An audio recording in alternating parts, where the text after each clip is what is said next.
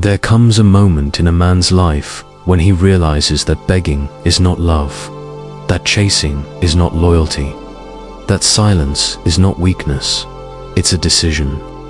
And that's the moment they never expect. They thought he would break down, that he would fall to his knees and ask why, that he would lose himself trying to win them back. They thought they had him emotionally, mentally, spiritually, and for a while they did. Because when a man loves deeply, he doesn't walk away easily. He fights, he stays, he explains, he forgives.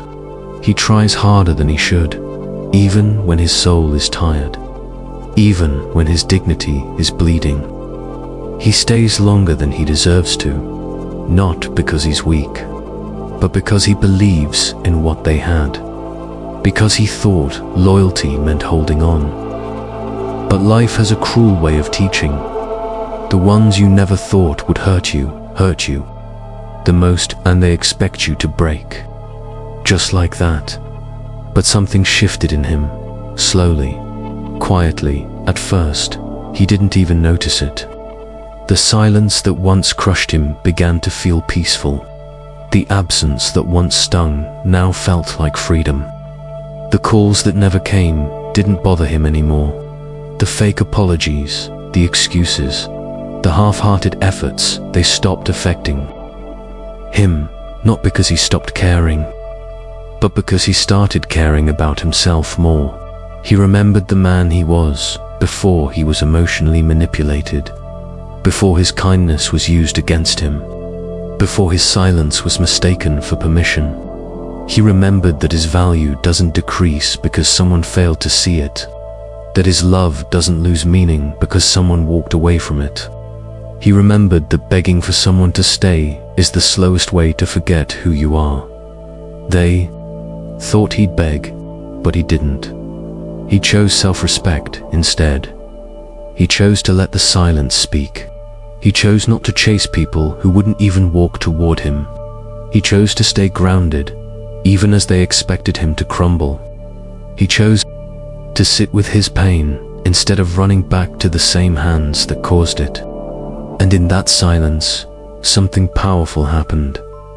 He healed, quietly, with no one watching, no status updates, no dramatic goodbyes, just the slow return of a man who was once lost in trying to please everyone but himself.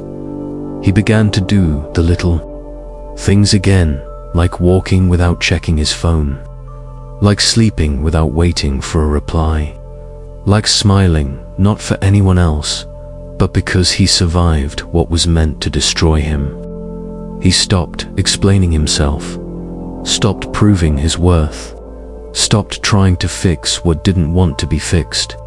And for the first time in a long time, he felt free. Not because everything was perfect, but because he no longer needed people who couldn't appreciate him when he had nothing left to give. He no longer needed validation. His peace became louder than his pain. His silence became stronger than his need for closure. They noticed, not immediately, but eventually, they noticed that the man who once reached out first no longer did. That the man who once apologized just to keep the peace was now unapologetically distant. That the man who once lowered his voice to be accepted now stood tall in his truth. And suddenly, he became unfamiliar to them, not because he changed, but because he returned to who he truly was. He wasn't angry, he wasn't bitter, he didn't seek revenge. That's what scared them the most. He just became unavailable, unreachable, unshakable. And in a world where everyone expects a reaction, his silence was deafening. They thought he'd beg, but he didn't, because he realized that anyone who makes you feel like you have to prove your worth isn't worth your presence. That real love never needs to be chased. That if someone can live without you, let them. That if someone chooses to walk away, let them walk. You're not here to convince anyone of your value. You're here to live it. He started showing up differently. In his energy, in his presence, he walked into rooms with quiet confidence. Not because he wanted to be noticed, but because he was no longer hiding. He didn't talk much, but when he did, people listened. Because there's something powerful about a man who's been through hell and still smiles. Something unshakable about a man who's lost everything and still walks with dignity. Something unstoppable about a man who no longer fears being alone because he's finally at peace with himself. He stopped reacting, stopped explaining, stopped arguing with people committed to misunderstanding him. Not because he gave up, but because he outgrew the need to be understood by those who refused to see him. He realized that some people only value you when you're quiet, when you're giving, when you're breaking yourself to build them. But the moment you choose yourself, they call it selfish. The moment you say no, they call you cold. The moment you walk away, they act like you were never there. And that's okay, because he didn't walk away to be seen as a hero. He walked away because peace isn't something you can beg for. It's something you choose, and he chose it over and over again. They called it pride, but it was protection. They called it distance, but it was healing. They called it silence, but it was clarity. Because he knew that if he stayed, he'd lose himself completely, and nothing. No love, no memory, no shared history is worth losing yourself for. He started choosing differently. People who poured back into him. Environments that respected his boundaries. Moments that made him feel alive instead of drained. He started building, quietly, silently, brick by brick, alone if he had to, with no recognition, no applause, just purpose. And when people tried to come back when they realized he wouldn't beg, they found a man they no longer had access to. Not because he hated them, but because he had outgrown the version of himself that tolerated what he didn't deserve. The door wasn't closed in anger, it was closed in peace. Because sometimes the most powerful thing a man can do is choose not to return to what broke him. He stopped posting, stopped proving, stopped waiting.